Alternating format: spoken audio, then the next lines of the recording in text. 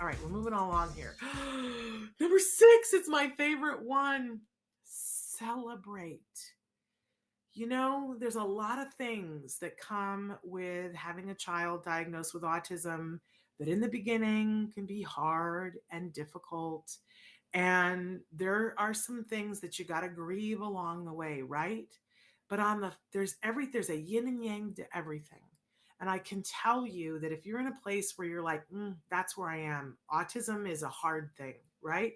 I want to tell you that a new day is coming. There will be a time when you will start to recognize some of the good things that have come out of this.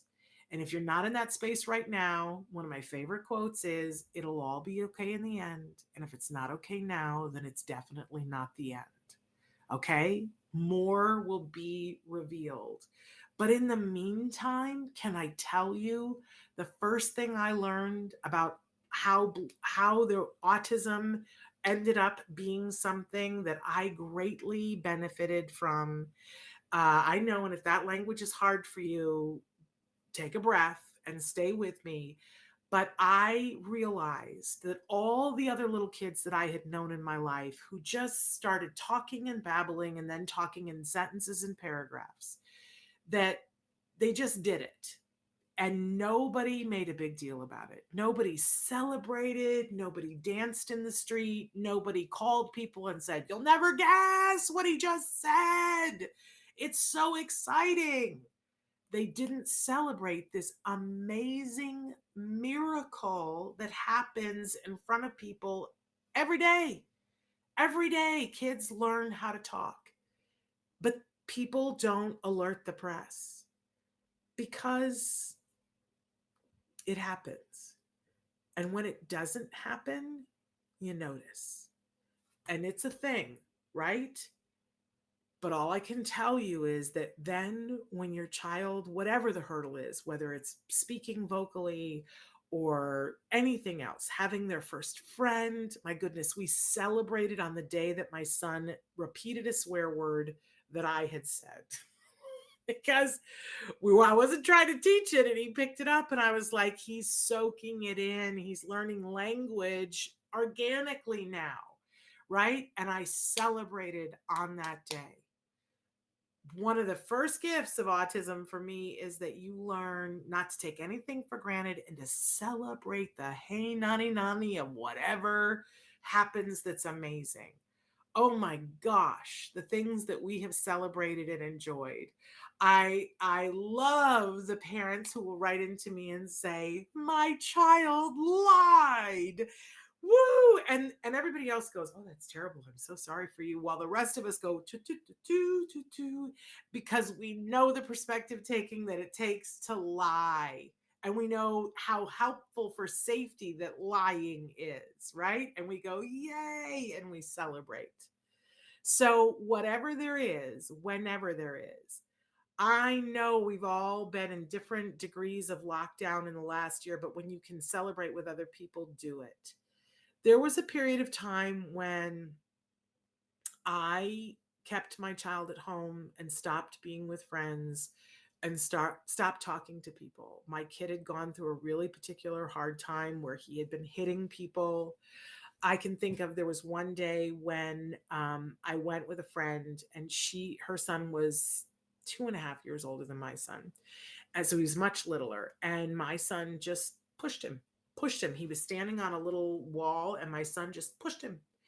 And the look of the other mom's face, she was like, "That's horrible. Why would he do that? Is that the autism?" As if he was some kind of a monster and that it was something. We all know people will depict things that way, right? And I kind of went home and I didn't want to be exposed. I didn't want him to be exposed to that. I didn't want him to push somebody else and I didn't want him to be judged by other people. So I went home and stayed home for a while. And we started our services at CARD and we started to work on these things and things got better. And then I remember the first big celebration that we had after that. I think it was when my son, I'm pretty sure it was the year that he finished preschool or kindergarten. It was one of those years. And we decided to have a big party. We rented a warehouse and got a bouncy house and a trampoline, and it was insanity. And we did all and had slides projected on the wall, and there was dancing, and there was craziness, and a clown, and craziness. I don't remember why I got talked into this, because I kind of was dragging my feet doing it. But then we were there with all these people who had not seen us for probably a year. And my son was there, and he was celebrating. And I celebrated. And I remember standing at that party going, this is important. This part of it is important.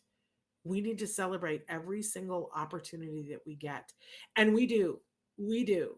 Um, Whenever we can, however we can. And I see how that influences my son. And it also refreshed me to be able to go back and do more. You have to, it has to be reinforcing. That's what ABA says. And if you're not celebrating, you got to celebrate. Celebrate in the way that's meaningful to you, and the way that you can, that's safe. I know we're still hanging on to a pandemic here, but celebrate in the way you can, whenever you can. I also tell the story that at the end of every day, when the last therapist would leave and my husband would come home from work, and I'd have been working from home, and it was just so hard to change gears from, all right, I'm working and now I'm cooking dinner, and the child is, not preoccupied right now, and what are we doing? And it was just, it felt wrong. And we discovered that if we played one song, we put one song on and said, that's it, the three of us, we would just dance in the living room. And it was our way of celebrating every day. And it sort of washed everything clean, and it was a fresh start. So we would, 2 minutes and 30 seconds, you guys, we would dance it out in the living room. And here's the thing. I know that there was lots of tough days and there were hard things back then. But when I think back to that time, that's what I remember. I remember dancing in the living room. What a great memory. And I'm glad that that's what my son remembers too. He remembers dancing in the living room. So celebrate. And don't wait for somebody to invite you to celebrate. I already did. Celebrate.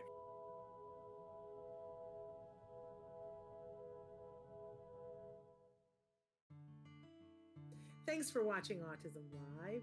If you found anything helpful in this video, please give us a like. In fact, make sure that you smash that subscribe button on YouTube and give us a like on Facebook. You can also follow us on Twitter and Instagram for important updates. And please download our free podcast wherever you get your podcasts. See you next time. Until then, give your kiddos a hug from me, and one for you too. Bye-bye for now.